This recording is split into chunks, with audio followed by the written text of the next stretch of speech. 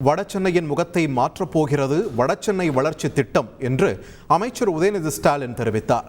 திருவொற்றியூரில் வீட்டுமனை பட்டா வழங்கும் நிகழ்ச்சியில் பங்கேற்று சுமார் 2000 பேருக்கு வீட்டுமனை பட்டாக்களை அமைச்சர் உதயநிதி ஸ்டாலின் வழங்கினார்.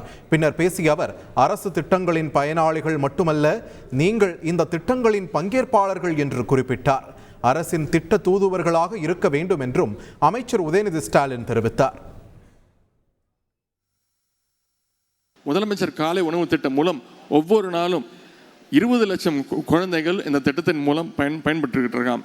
தமிழ் புதல்வன் திட்டம், அந்த மூலம் அரசு பள்ளிகளில் படித்து உயர்கல்வியில் சேர்ந்துள்ள 3 லட்சத்துக்கும் மேற்பட்ட மாணவர்கள் மாதம் 1000 ரூபாய் கல்வி ஊக்கத்தொகையை பெறுகிறாங்க. கிட்டத்தட்ட 1,16,00,000 மகளிர் சென்ற செப்டம்பர் மாதம் தொடங்கி இன்றைக்கு இந்த செப்டம்பர் மாதம் மூலம் 12 மாதங்களா மாதம் 1000 ரூபான்னு இது வரைக்கும் ஒவ்வொரு மகளிரும் 12,000 ரூபாய் கலைஞர் மகளிர் உரிமை தொகை மூலம் பயன்பெற்றிருக்கிறாங்க. நீங்கள் எல்லாம் கழக அரசினுடைய திட்டங்களுடைய பயனாளிகள் மட்டுமல்ல, நீங்கள் அத்தனை பேரும் இந்த திட்டங்களுடைய பங்கேற்பாளர்கள்.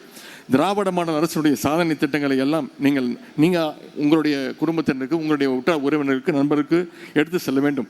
இந்த அரசினுடைய பிராண்ட் அம்பாசிடர்ஸாக மக்களாடிய நீங்கள் தான் இருக்க வேண்டும். செய்திகளை உடனுக்குடன் தெரிந்து கொள்ள உடனே சப்ஸ்கிரைப் பண்ணுங்க.